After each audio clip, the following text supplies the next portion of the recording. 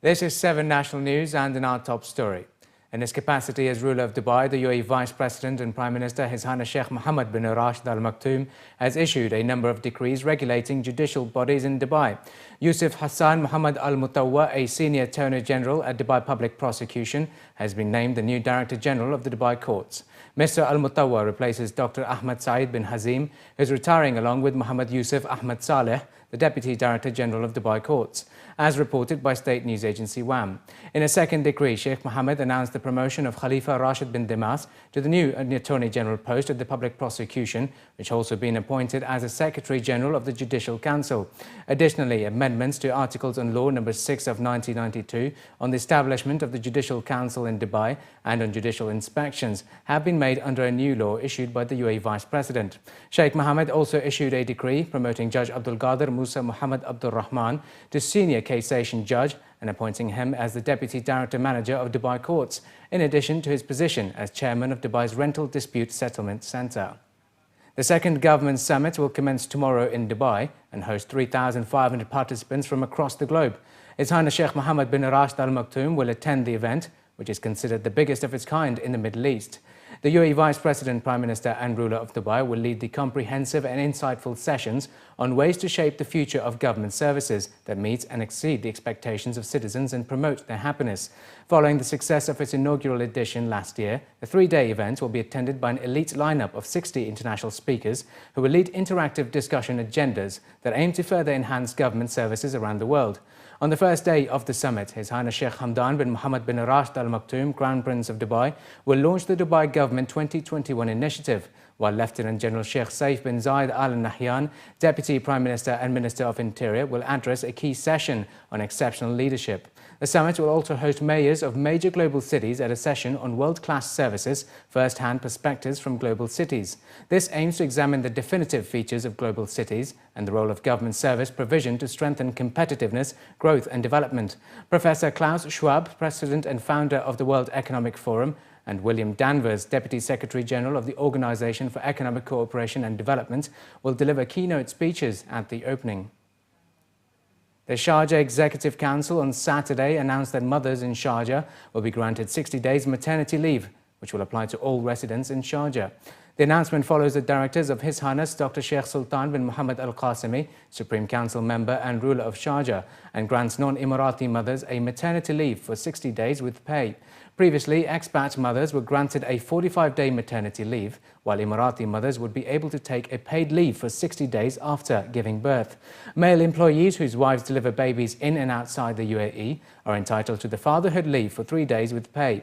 Sharjah is the first Emirates to implement the extended maternity leave, as all other Emirates apply a 45-day leave in line with the UAE labour law. Furthermore, paternity leave is not included in the law.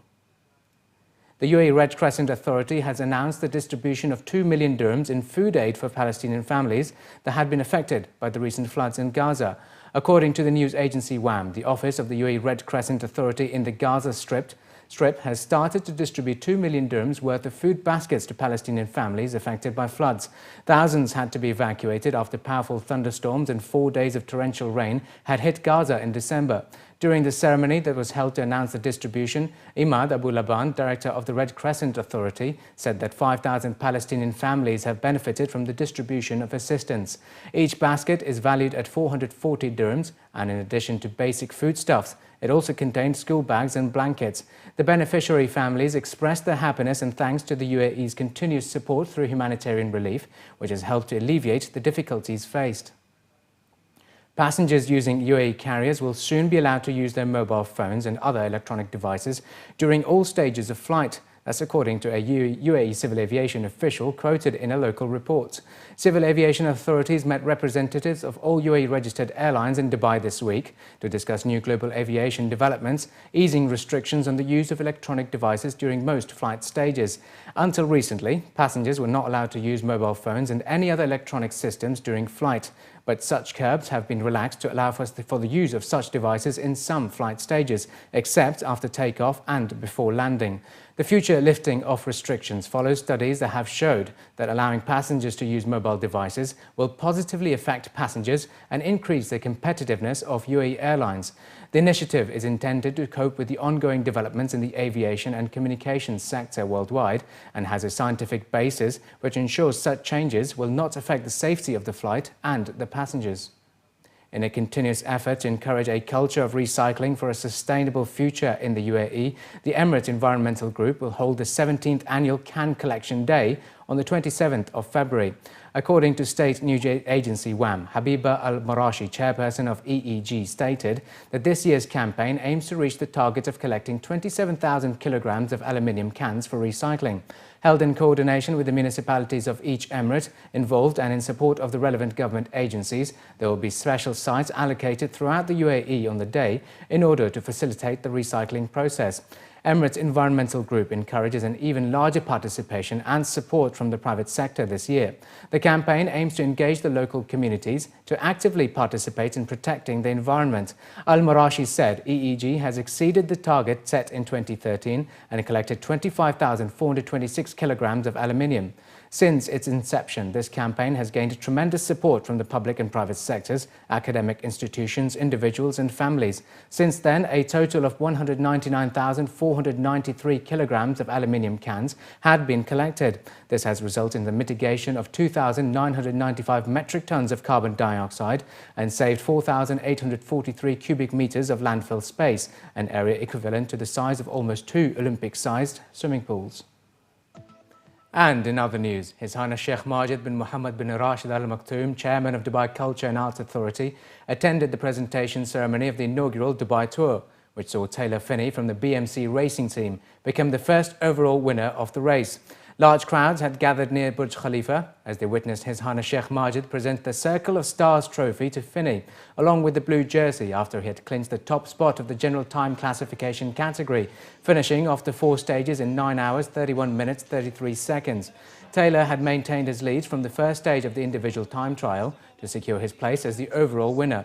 German cyclist Marcel Kittel of Team Giant Shimano displayed fine form throughout the race, which opened this year's UCI Asia Tour, as he secured the top spots in 3 consecutive stages. He took away the red sprinter jersey to win the general points classification category for finishing first in 3 out of 4 stages. However, completed the race 30 seconds behind the overall winner. The event has now placed Dubai on the map of the international cycling scene, as around 127 cyclists representing 16 teams rode past some of the Emirates' most iconic landmarks. The event also saw the participation of 2 teams from the UAE, including the UAE national team and Skydive Dubai team. One of the highlights of the race was the challenging 162 kilometers long nature stage that took the cyclists towards the outskirts of the city and eventually finished in Hatta. Dubai Tour organisers have already started exploring the possibility of adding an extra stage to the 4-day event in the next year's edition.